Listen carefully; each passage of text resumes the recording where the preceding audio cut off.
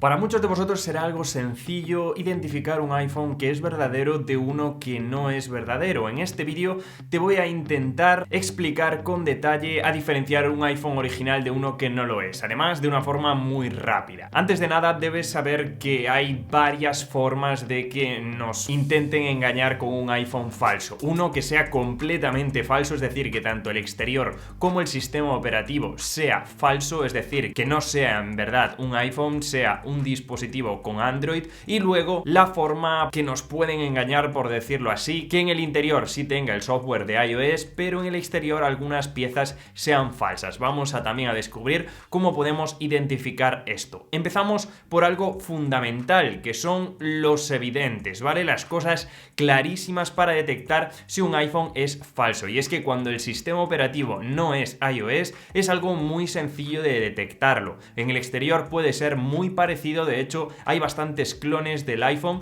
pero en el interior iOS solo hay uno, y una forma fácil de identificarlo es simplemente utilizando a Siri. Siri es exclusivo de los iPhone, exclusivo del sistema operativo iOS, y por tanto cuando lo invocamos manteniendo pulsado en el botón de encendido vamos a poder preguntarle cosas, y si es Siri, la verdad que se identifica tanto visualmente como también a la hora de las respuestas que nos da. Preguntar, y si no nos aparece Siri o nos da un error, significa que estamos ante un dispositivo que no es verdadero. Entrando a la App Store sería otra de las formas de identificarlo. Directamente, cuando un dispositivo falso tiene Android, no va a poder abrir la App Store, sino que va a abrir la Play Store, la tienda de aplicaciones de Android. Así que es muy importante que abráis la tienda, que utilicéis a Siri. Incluso también como último recurso podríais abrir aplicaciones que son de iOS, como pueden ser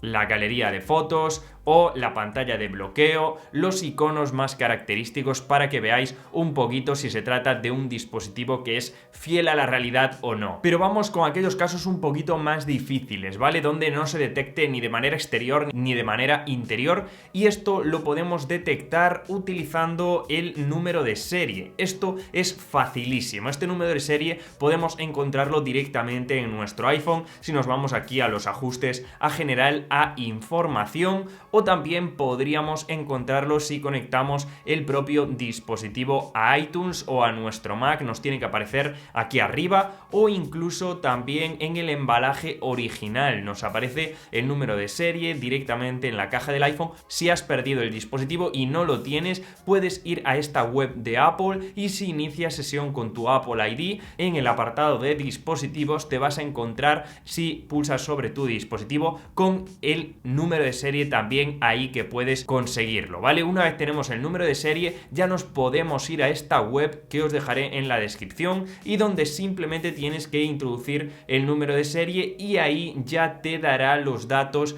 necesarios de qué día se ha comprado, si tiene cobertura, si no, y si es original, ¿vale? Aquí nos deberán aparecer algunos datos, da igual qué datos sean, pero si no nos aparece ningún dato o dice que ese número de serie no existe, entonces estamos ante un dispositivo que muy probablemente no sea original. Otro apartado sería el email, ¿vale? El email simplemente es un numerito que también podremos encontrar en diversos sitios. Uno de ellos en el propio dispositivo, en los ajustes en general, en información tendríamos aquí también. Incluso en algunos dispositivos podemos encontrarlo en la parte trasera, en la bandeja SIM. En caso de todos estos iPhone podemos ver ahí el email, o incluso en el embalaje original de nuevo podremos encontrarlo, y con él vamos a poder conocer si tiene este email, si se trata de un dispositivo original o no, ya sea comparándolo, es decir, si en la caja tiene un número email y dentro del dispositivo tiene otro número email. Si no coinciden, significa que aquí tenemos un problema, que uno de los dos es falso, o la caja o el propio dispositivo. De nuevo con la SIM, si tiene un número de email y el propio dispositivo tiene otro, también estamos ante un caso bastante sospechoso. También podríais preguntarle al chat de Apple, al soporte, que es totalmente gratis, por vuestro número de email, y que él también recopile información para que os diga si vuestro dispositivo es verdadero o no.